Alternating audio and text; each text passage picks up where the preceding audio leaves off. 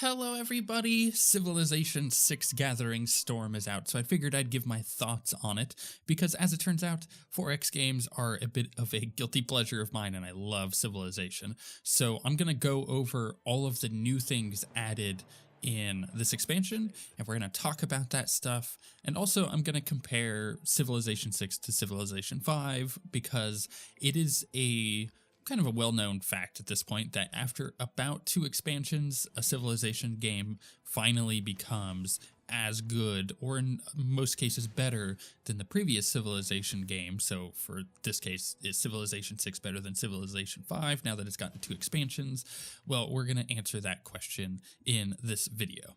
So let's start by talking about what they added in this expansion. So as the title suggests, the Gathering Storm title, they added environmental effects such as volcanoes and storms and blizzards, tornadoes, hurricanes, flooding and droughts. They also added climate change, and just putting this out there, regardless of what you believe about climate change, it doesn't matter. It's a gameplay system in this game, and it works really well, and it's really cool. We'll talk about it.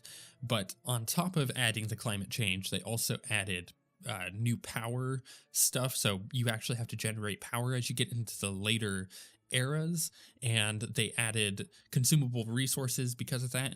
And in that change, they also completely redid how strategic resources work within the game. We'll talk about that.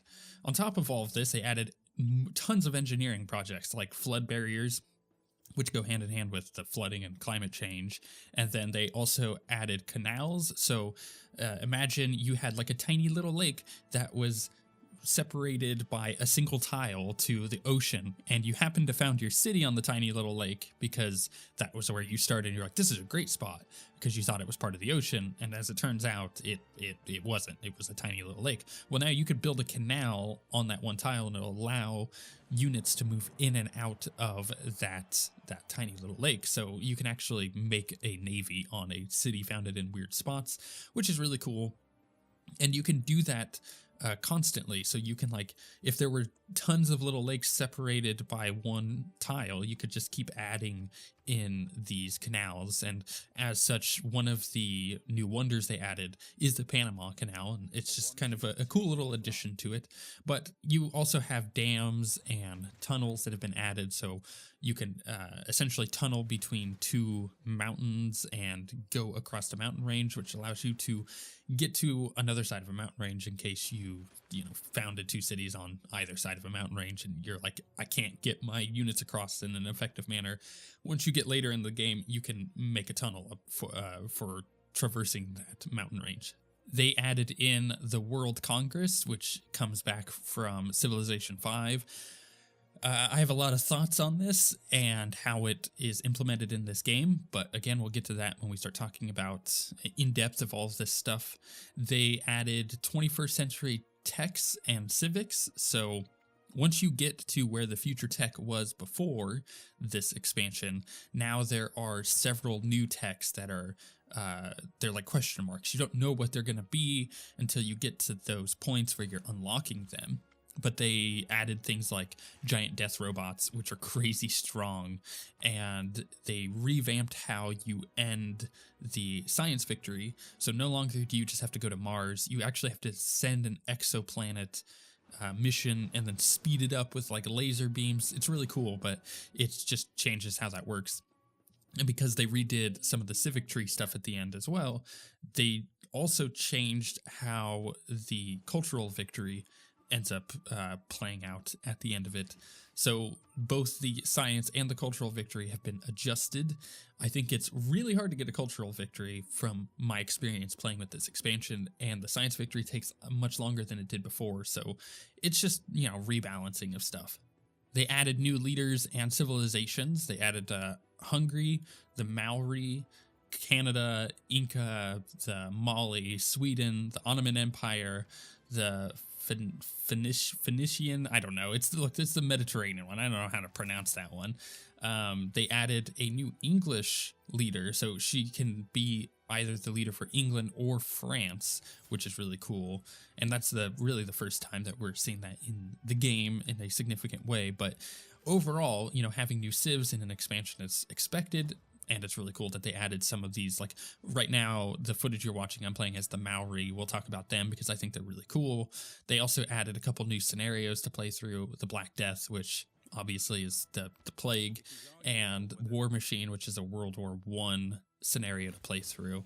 There's a ton of new natural wonders and new wonders that you can build, which is awesome.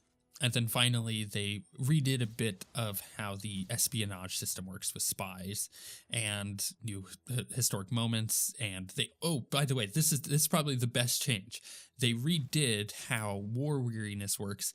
And instead of having a warmonger score, like when you're playing single player, also this works a little bit with the new World Congress, but they replaced the warmonger system with grievances. So if you do somebody wrong, like if you declare a surprise war on them, for instance, you're not gaining a warmonger score, you're gaining grievances, and those grievances add up.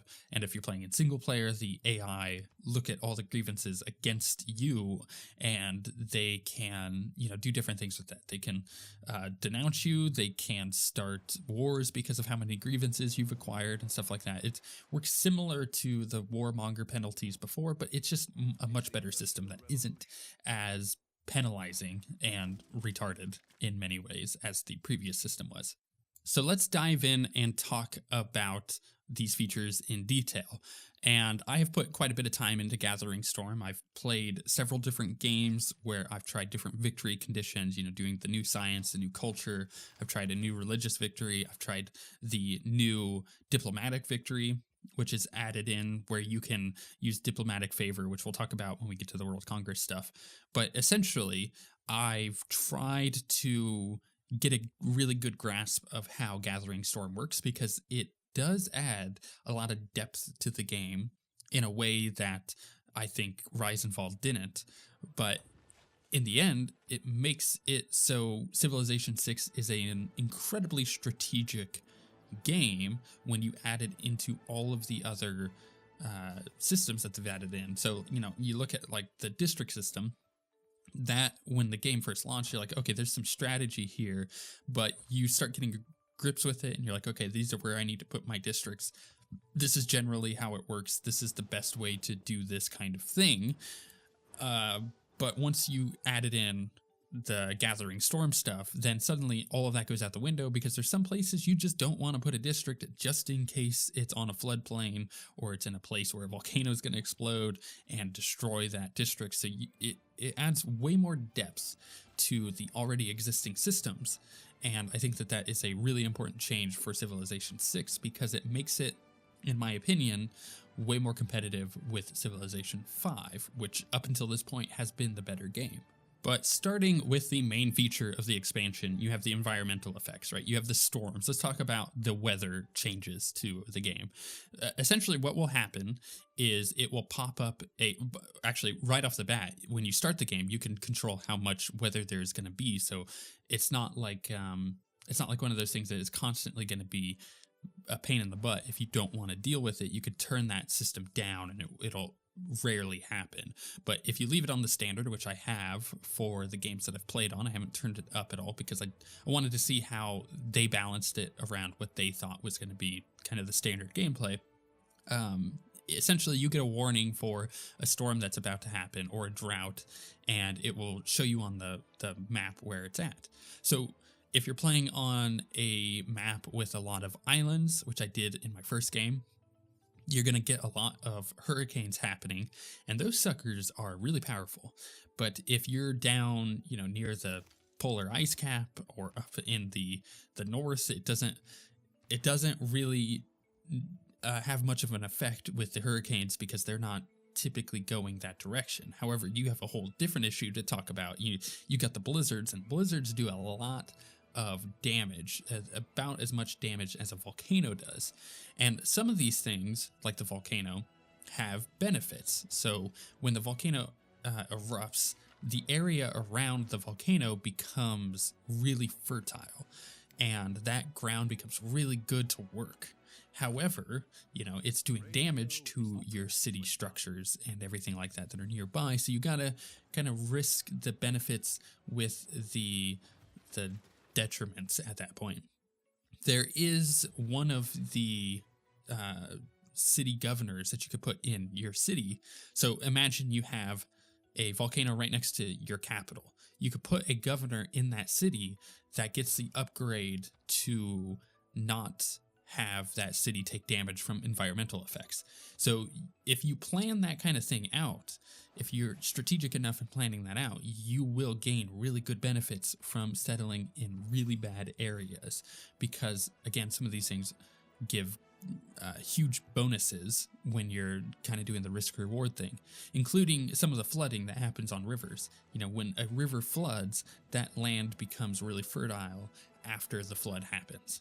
The result is that you have quite a bit of strategy when it comes to placing cities. So, for example, you may start close to a river, and in previous versions of Civ 6, you're like, starting next to a river is perfect. It's great. Let's start next to the river. But if you go to do that in Gathering Storm, you may see that there are certain tiles that say that they have a chance of flooding. And putting your city on a flooding tile is probably a bad idea. So you need to have a consideration for not only where you're placing your first city, but how you're going about assigning your governors. Because again, if you have, a volcano tile, you could place a governor in there that's going to ensure that that city won't be destroyed. But you may decide that that governor is not worth it to you and you won't get that one. So maybe placing a city next to the volcano isn't a good idea. And all of this is amplified by the climate change system. So once you get to the later stages of the game and you start using resources like coal and oil, you will slowly be adding CO2 emissions into the atmosphere. And the result of that is, as long as you have units that are using those resources, such as coal and oil, you are producing CO2. And there is a new window that allows you to see the carbon emissions and kind of what stage you're at and how many turns until the ice caps begin to melt a certain amount, which, by the way, when they do, the ice on the map does reduce in quantity, but the level of the sea does rise. So the interesting thing here is you have to plan for a long-term strategy. If you are settling your first city on the sea and you know that some of those tiles, because of the filter that pops up when you go to settle your city, are going to flood when the sea levels rise, you either have to, one, focus on tech in order to get to the computer tech. Once you get to that, you're able to build like flood barriers on your cities, allowing those areas to not be flooded. And if they do get flooded, but you're really close to that tech, you could pick up the tech and build the flood barrier, and it will recover that tile that you had lost, or that began to be lost. But once it reaches a certain point, you can't flood barrier it anymore. So the idea behind it is you either are settling on the coast and focusing quite a bit on science, so you can blitz to that point, or you're ensuring that you're going to do your best not to use coal and oil. And in previous versions of Civ 6, you would use coal and oil quite a bit because the units that you're using in those eras are really powerful. And if you did say you did a science burst and you tried to get really high tech in order to take another player out, you would want to get to the coal and the oil stuff, because, like getting a battleship when people still have frigates is really powerful, right? Well, now having those units simply is producing CO2. So you have to kind of balance how you go about doing it. Now, in the first game that I played with Gathering Storm, I had gotten a couple of great admirals that allowed me to make a battleship and a couple ironclads before I was even close to the tech for it. And as a result, I had those for like 100 turns, and that caused a massive amount of CO2 emissions. And when you looked at the little chart, which you can see who's producing how much CO2, mine was massive. Mine was like 90% of the pie chart because I had those for so long that they were constantly producing that. And in my first game, the sea levels, which I was playing on an island based map, the sea levels just rose significantly before anybody could put flood barriers up. And the entire set of AI were just absolutely flooded out, and the islands were little tiny pieces of land at that point. And it's crazy that that happened. And I was thinking when I played that first game, like, oh man, it is really easy to flood these suckers, and you are going to have this happening every game. I don't know if I like that. It is an inevitability that's going to happen. But in subsequent games since then, I have noticed that that is not necessarily the case. The amount of flooding that happens can be rather rapid when you're not used to the system and you're just doing things how you did in the past. But as long as you have an eye for, you know, your carbon emissions and you're keeping an eye on it, then the likelihood of you just flooding the world is going to be much lower. That's not to say that other players can't do it. Like if you're playing a multiplayer game or even a game against the AI, and the AI are just doing their own thing, you could have a single player just mass produce carbon emissions and flood the tiles around the oceans. And that is a viable strategy to do, to try to screw another player over who is primarily settled on the coast or on like island maps, for instance, where you have already set up your barriers. You know, maybe you're doing mass tech and you have set up your flood barriers and you're good to go, and you decide, I'm going to flood the rest of the world, so let's melt the ice caps. Like that is a viable strategy within the game. And I think that is really fun because, again, it adds a massive amount of depth and strategy to a game that already had cool little unique things like such as the district placement. But now with this added system on it, it causes all of that to be very important to consider, you know, where you're placing specific things, including where you're placing your city. And that is only a good thing. And coming along with this change, with the climate change, you also have a completely reworked strategic resources system. Before, you just needed an amount of strategic resources, and as long as you had a certain amount, you were able to create, you know, like horses or swordsmen and stuff because you had iron and horses. Well, that is no longer the case. Now you are producing a certain amount of those strategic resources per turn, as long as you have them, and you can trade for them to get massive amounts of them.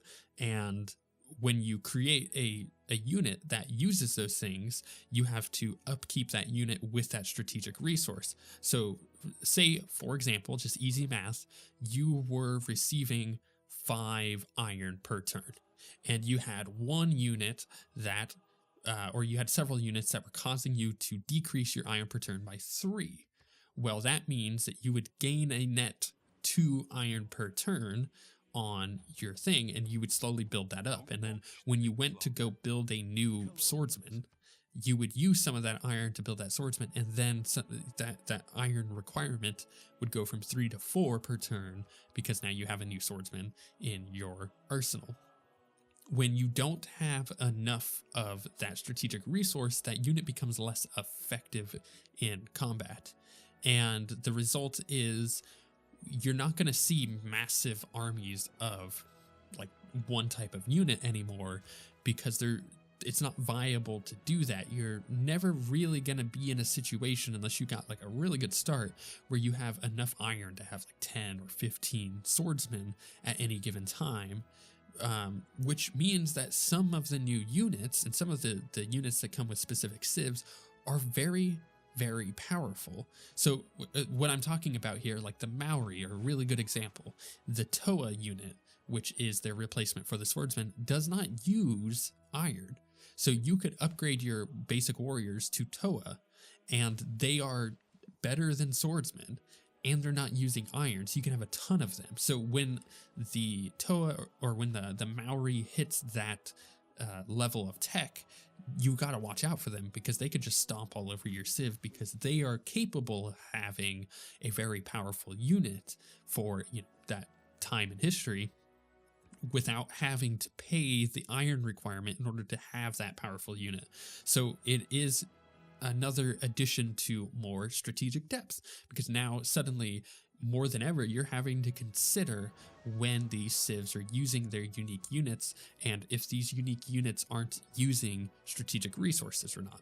So that's kind of cool. And on top of that, of course, when you get into the later eras and you're using oil, or in some cases, like as the giant death robot uses uranium as its resource, you're having to consider how many of these things you can actually have at any given time, because you're having to pay the cost of the strategic resources.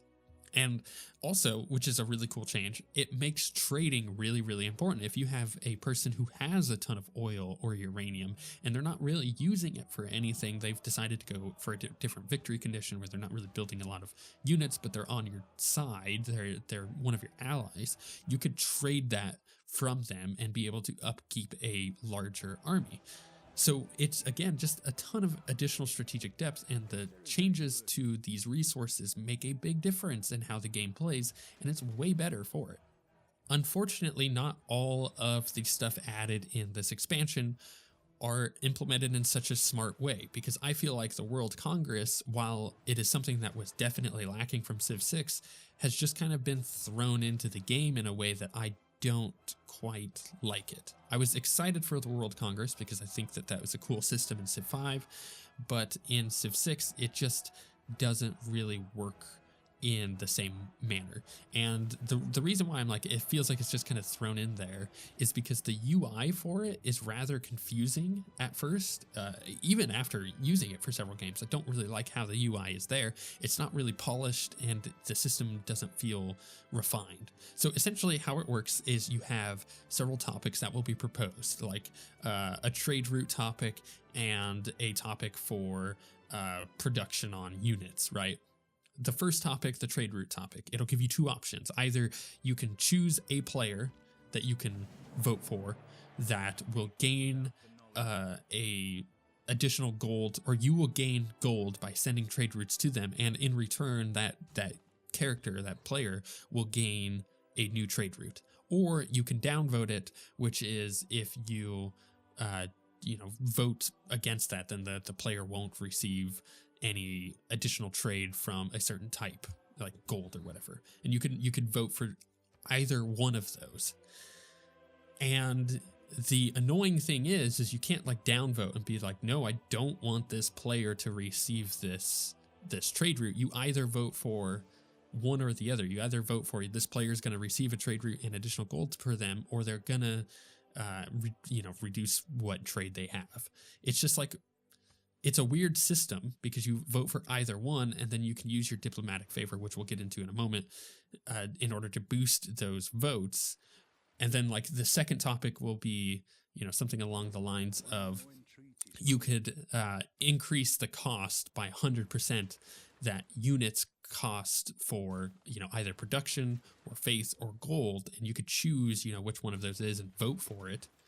And then the opposite one is like, it's got a 50% reduction in the cost for gold, faith, and production. But, you're obviously choosing which one of those three that you want to, vote for. And just kind of switching between the two on the UI seems really confusing, especially at first when you first open it up. You're like, wait, how is this working? And using your diplomatic favor to boost those is a cool idea and it works, but it just feels like what is proposed doesn't make a lot of sense.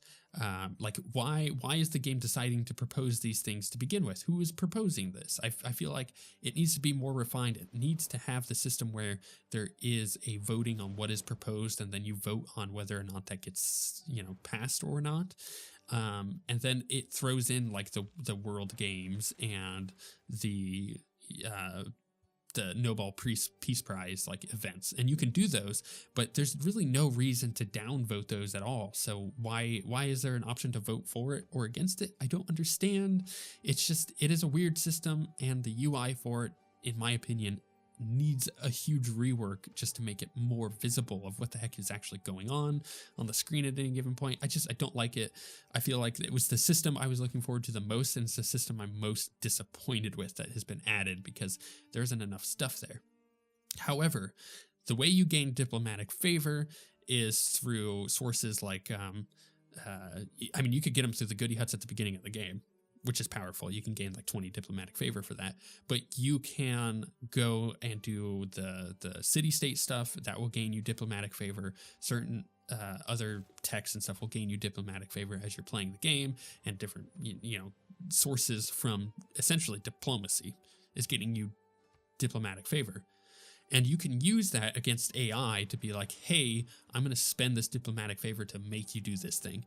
Or to say like, hey, I need you to stop spying on me. I'm going to spend this diplomatic favor. And if they go against that, they gain grievances against you, which you can use to go to war against them without gaining any of the warmonger penalty, right? So there's kind of this cool back and forth system where suddenly diplomacy has its own currency, and you utilize that in a way to make the AI to do things or to not do things in certain ways.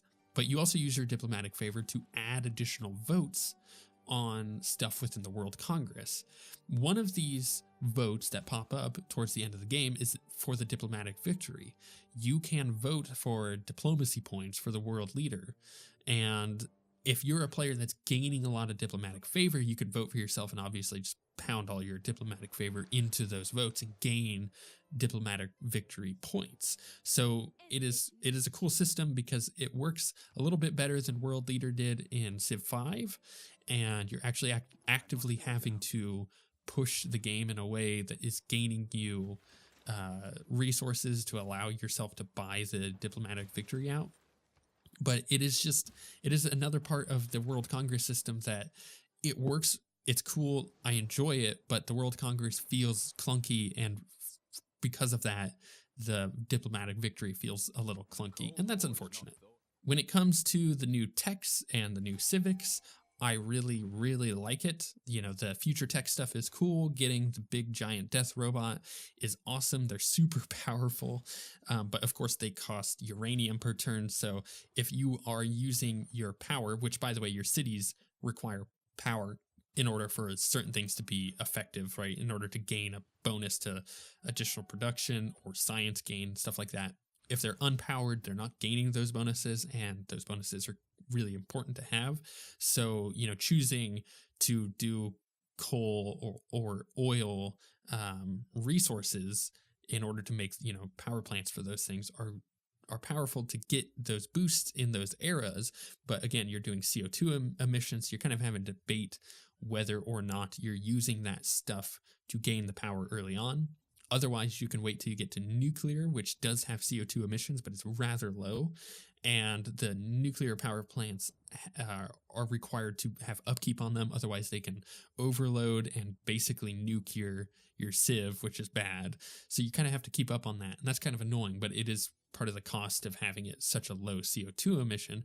Outside of that, once you get to some of the future tech stuff, you can build, wind farms.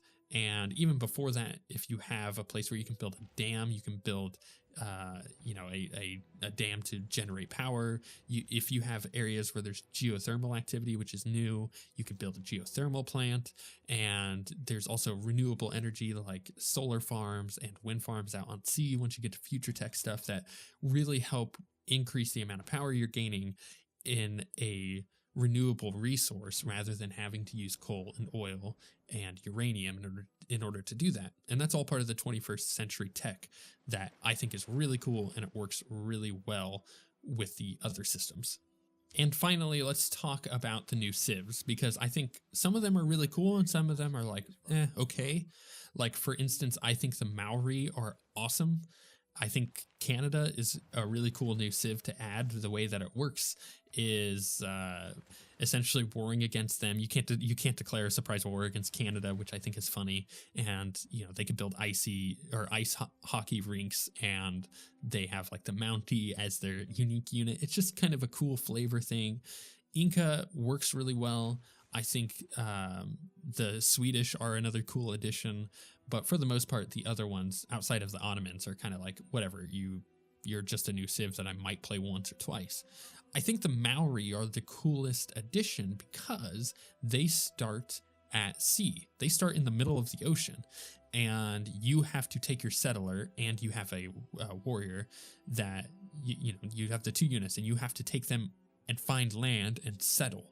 And once you do that, you get your first city, which means you're starting off further behind than most people. You're not going to have your city immediately. However, in order to make up for that, you're gaining additional gold and science per turn. And when you found your first city, you gain a worker, and you also gain all of the tech for being able to be out on boats. So you're essentially gaining a couple tech and a worker right off the bat if you can find a land early on. And it's really cool how that ends up playing out. You may end up finding land and having to settle next to somebody that you really didn't want to, but that was your only choice because you were rushing to get to land. Or at the same time, you may end up going to find a really nice piece of land that has nobody near it, and you can just kind of settle the way that you want.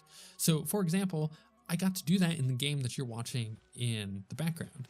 I started literally in the middle of the sea as the Maori, and I just went one direction. I knew that I was playing on continents, so I knew if I just went left or right, I would eventually find land, and after a couple turns I did. I found my first city, my capital, and then I had plenty of land along the bottom part of this area to found a couple more. So I had 3, and I was about to found a 4th city when I met the Mali, who were up north of me in this little sand area. And within a couple of turns, they were just like, we're declaring war on you. And they sent like 20 warriors. Like, I'm not even joking. There's a massive amount of units down to attack me. They ended up taking 2 of my cities, but I had a huge science boost at the beginning. So I had archers that I was able to make before they were even close to getting archers. So I produced a few archers, and I was able to, over the course of 6 or 7 turns, take back my cities that I had lost.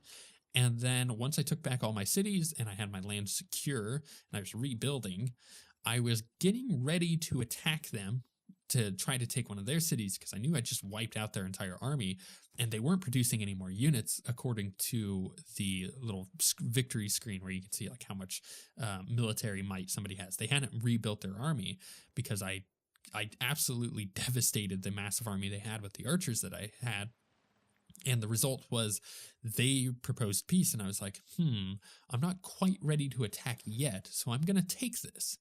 And so I sat there, and I bided my time for 10, 15 turns, and I got the Toa tech, and I upgraded all of my warriors that I had. I had like 3 or 4 warriors to Toa, and I then was able to quickly get the crossbow tech because I was producing a crazy amount of science compared to everybody else.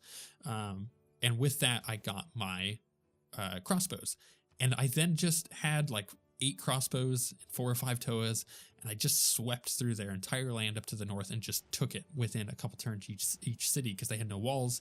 And the Mali were completely wiped out of the game, and that set me up for winning the rest of the game because I had a city with crazy production on all of these these desert tiles that they had. And I had cities with crazy amounts of science, and I was able to get to the computer tech really quick and lock down getting my flood barriers on my cities. And the result was that I was in a situation where I was going to try to push for a science victory, and I managed to do it. At one point, the Egyptians with Cleopatra had a massive amount of culture coming in, and I thought they were about to win a culture victory. So I sent a ton of giant death robots over there. Didn't really end up needing that, but it was just kind of a cool situation where I settled on a nice little part of the land to begin with the with the Maori, and the Mali came and attacked me, and I pushed them back and I took their lands, and it set me up for a really cool victory after finding like this little island. So far, of all of the people added in this expansion, the Maori are just my favorite. And they're not just my favorite of this expansion, they're one of my favorite of the game, and I may end up playing them quite a bit, even though they have this unique kind of thing where they're starting off in the middle of the sea that can screw you in some games, and it has for me, or it could be really powerful. And I like that. I like that the risk reward is there. And then on top of all that, you have the crazy strategy of where are you founding your cities and how are you going to deal with the fact that oceans will rise eventually and things will get super flooded. You know, are you founding a city next to a volcano to get the rewards for that? Or are you doing other things? And I really, really like how that system plays out. So now we need to inevitably compare whether or not Civ 6 is better than Civ 5 in its current iteration with this expansion. And my answer is very simply, they're about the same. It's about the same. If you want to play Civ 5, play Civ 5. If you want to play Civ 6, play Civ 6. They have two very unique things going on. It's really hard to compare them now.